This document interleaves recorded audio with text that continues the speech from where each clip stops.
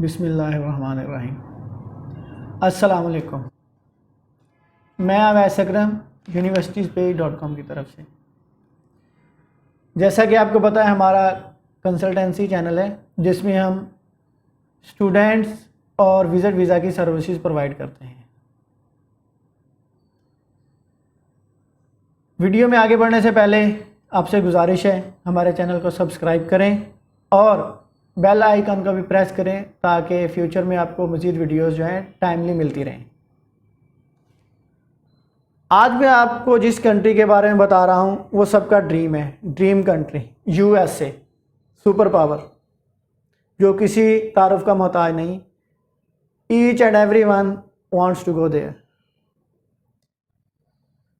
तो इसके लिए आज मैं आपको बताता हूँ कि USA में अप्लाई कैसे करना है, विज़िट वीज़ा के लिए प्रोसेस क्या है, डॉक्यूमेंट्स कौन से रिक्वायर्ड हैं, ये सब मैं आपको वीडियो में तफसील से बताऊंगा।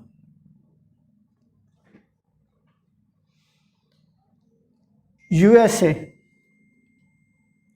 इसका जो वीज़ा है नॉर्मली जो है वो मल्टीपल एंट्रीज़ का ही दिया जाता है। और सबसे जो इम्पोर्टेंट बात है USA वीज़ा के बारे में, वो इंटरव्यू बेस होता है। वो आपके इंटरव्यू की बेस पे जो है डॉक्यूमेंट्स की वैल्यूएशन के साथ इंटरव्यू बेस होता है। तो वहीं डिसाइड करते हैं कि वीज़े को प्रोसेस जो है किस तरह करना है, येस और नो। तो इसके लिए इसकी जो एप्लीकेशन फ़ीस है वो आपको अलाइड बैंक के चालान के फॉर्म की सूरत में पे करना पड़ती है। आप ऑनलाइन नहीं पे करेंगे, आप अलाइड बैंक का जो चालान फॉर्म है उसके साथ पे करेंगे। आप अपॉइंटमेंट लेंगे और जब आप अपॉइंटमेंट लेंगे तो आपने जो है उसमें एक फॉर्म फिल करना होता है, वीज़ा फॉर्म DS-160। अपॉइंटमेंट और DS-160 जो फिल करना है, इसकी जो ड्यूरेशन है वो 30 डेज़ की है। इन 30 डेज़ के अंदर अंदर आपको जो है अपॉइंटमेंट लेके एम्बेसी में पहुंचना होता है। 30 डेज़ के बाद ये जो DS-160 फॉर्म है ये एक्सपायर हो जाता है। तो आपको इस चीज़ को जो है वो कैलकुलेटेड वे में प्रोसेस करना पड़ता है। नेक्स्ट, इंटरव्यू नॉर्मली बहुत शॉर्ट होता है, 1 to 3 मिनट्स और 5 मिनट्स मैक्सिमम। और इंटरव्यू के लिए किन लोगों को कॉल किया जाता है? 14 to 79 ईयर्स ओल्ड। और समटाइम्स माइनर सा इंटरव्यू भी होता है, वो काउंसलर पे डिपेंड करता है कि वो क्या प्रेफर करते हैं। विजिट या टूरिस्ट वीज़ा की जो कैटेगरी है वो B1 B2 है। विजिट वीज़ा में जो आपके पास विजिट वीज़ा और टूरिस्ट वीज़ा में मेन डिफरेंस क्या है? विजिट वीज़ा जो होता है उसमें आप वहाँ अमेरिकन लोकल से, वो आपका कंट्रीमेट हो सकता है, आपका रिलेटिव हो सकता है, आपका फ्रेंड हो सकता है, कोई भी हो सकता है, या कोई अमेरिकन हो सकता है। वो आपको इनविटेशन लेटर सेंड करता है जिसके थ्रू आप जाते हैं। लेकिन अगर आप टूरिस्ट की बेस पे जाना चाहते हैं तो उसके लिए जो इनविटेशन ज़रूरी नहीं होता। और इसके अलावा आजकल एक बड़ी खबर आम है कि USA ने इंटरव्यू जो है वो ख़त्म कर दिया है।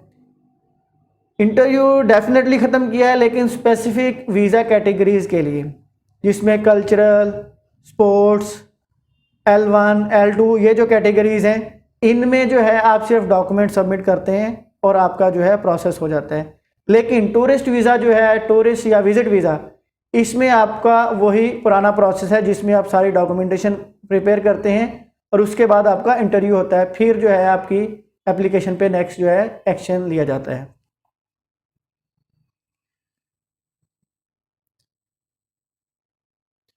और इसके अलावा जैसा कि मैंने आपको बताया कि ये इंटरव्यू बेस होता है, तो आपको वहीं बता देते हैं ऑलमोस्ट। अगर तो आपका पासपोर्ट रख लिया है तो इसका मतलब है आपको वीज़ा मिलने के जो चांसेस हैं वो इंक्रीज़ हो गए हैं। इन केस अगर आपको वो येलो स्लिप दे देते हैं और आपका पासपोर्ट रिटर्न कर देते हैं इंटरव्यू के बाद, तो आप उसे रिजेक्शन कंसिडर करेंगे, आपकी जो एप्लीकेशन है वहीं ख़त्म हो जाएगी, नेक्स्ट उस पर कोई प्रोसेस नहीं होगा। अब डॉक्यूमेंट्स जो रिक्वायर्ड हैं वो मैं बताता हूँ आपको। पासपोर्ट मैक्सिमम वैलिडिटी के साथ, क्यों?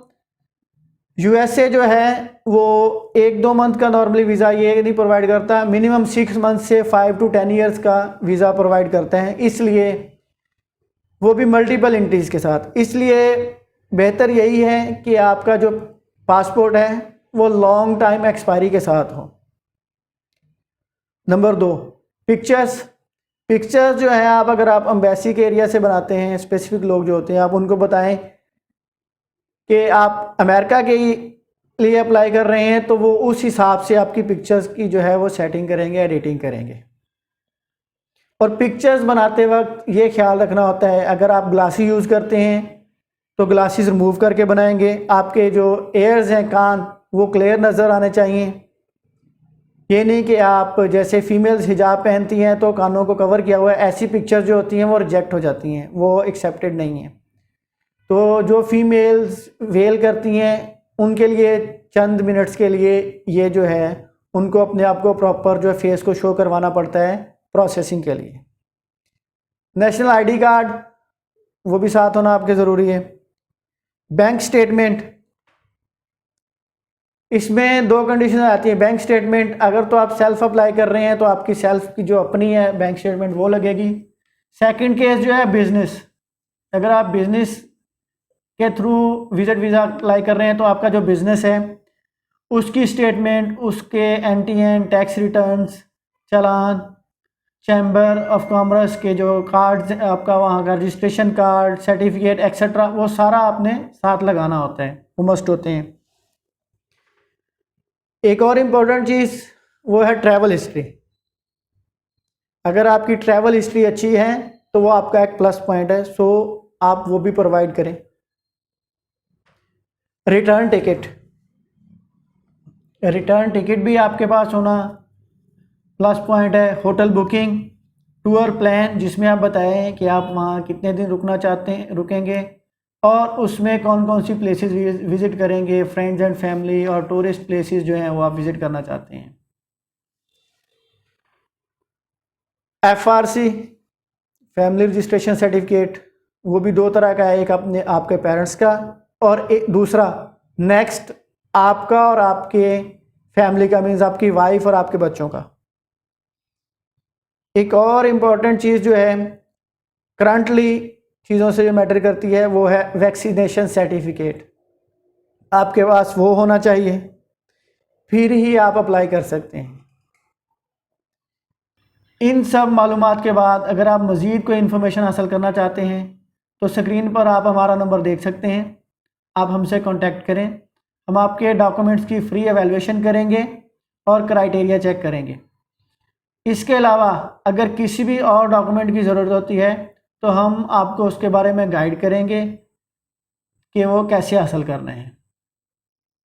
शुक्रिया।